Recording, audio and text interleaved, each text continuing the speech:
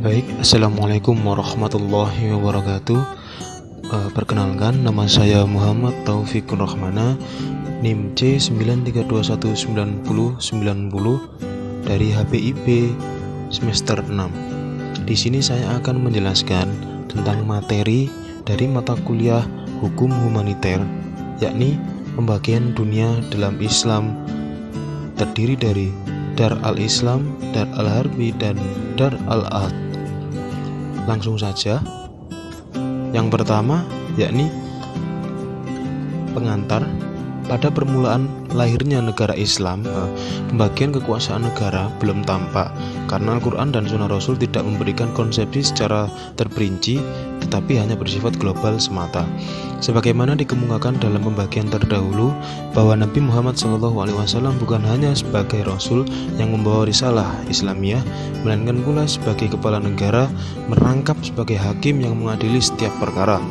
Kendati pun Nabi pada waktu itu merangkap berbagai jabatan, namun sudah terlihat adanya isyarat yang menunjukkan bahwa pada saat tertentu beliau mengangkat para pembantunya di daerah-daerah tertentu untuk bertindak sebagai penguasa dan qadhi.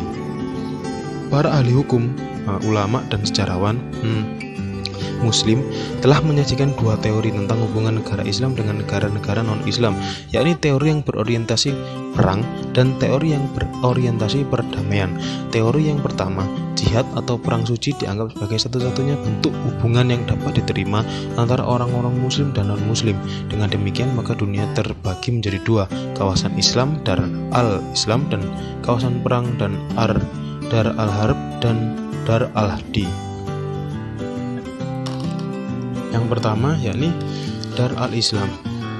Dar al-Islam dengan mayoritas penduduk Muslim dan hukum yang diterapkan di negara tersebut adalah hukum Islam.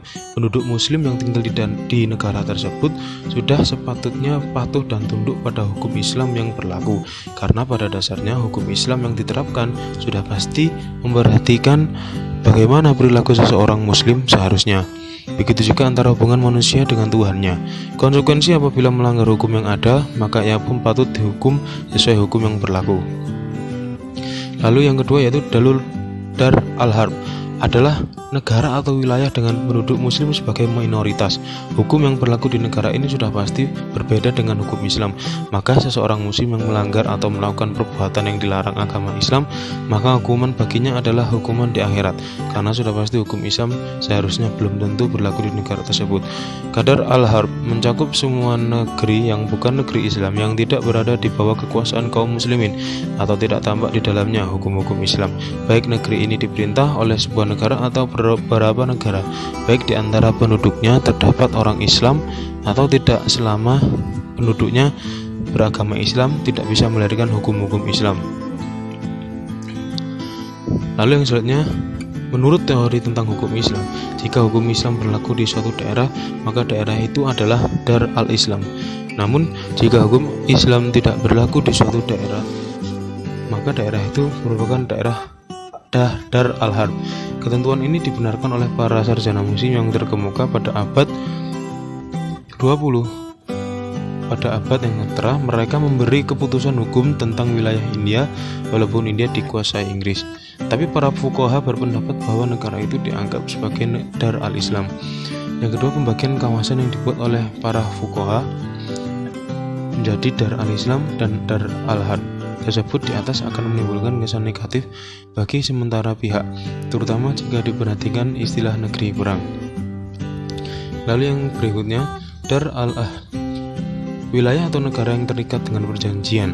Darul Ahad, perjanjian tersebut adalah dapat berupa perjanjian dengan organisasi internasional seperti PBB, sehingga aturan yang berlaku di negara tersebut harus sesuai dengan aturan yang tertulis dalam perjanjian. Pada dasarnya, negara yang terikat dalam suatu perjanjian di luar Islam diperbolehkan, namun apabila perjanjian tersebut mengusik akidah Islam, maka tidak boleh dilaksanakan. Demikianlah Islam secara bijaksana membagi dua ke dalam tiga teori dan mengatur hubungan antar manusia dan manusia dengan Tuhannya secara adil. Lalu yang berikutnya adalah kewarganegaraan. Islam merupakan sistem pemikiran dan sekaligus sistem tindakan, karena Islam juga bertujuan untuk menciptakan suatu negara berdasarkan ideologinya. Maka Islam mengamanatkan dua jenis kewarganegaraan, yaitu kaum muslimin dan kaum zimmi. Kaum muslim ada dua persyarat. Yang pertama yaitu kaum muslim.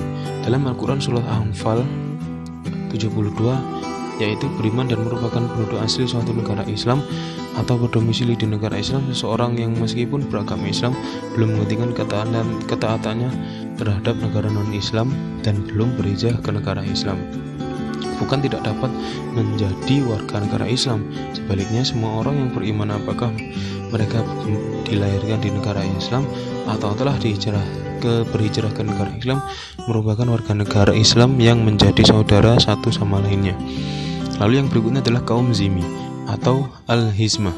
Adalah penduduk non-muslim dari kawasan Islam yang melaksanakan hukum Islam dalam hal yang tidak berhubungan dengan kepercayaan mereka, menetap untuk selamanya di kawasan Islam tanpa melihat apa agama dan kepercayaan mereka.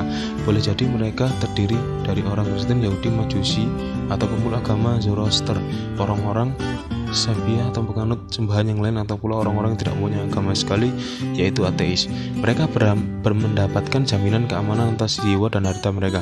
Mereka berkedudukan sama dengan kaum muslimin. Islam menyamakan kaum muslimin dengan mereka dalam hal-hal yang memang seharusnya sama. Pada soal-soal yang berhubungan dengan akidah atau kepercayaan yang mereka anut, tentu saja mereka tetap dibebaskan untuk memeluknya.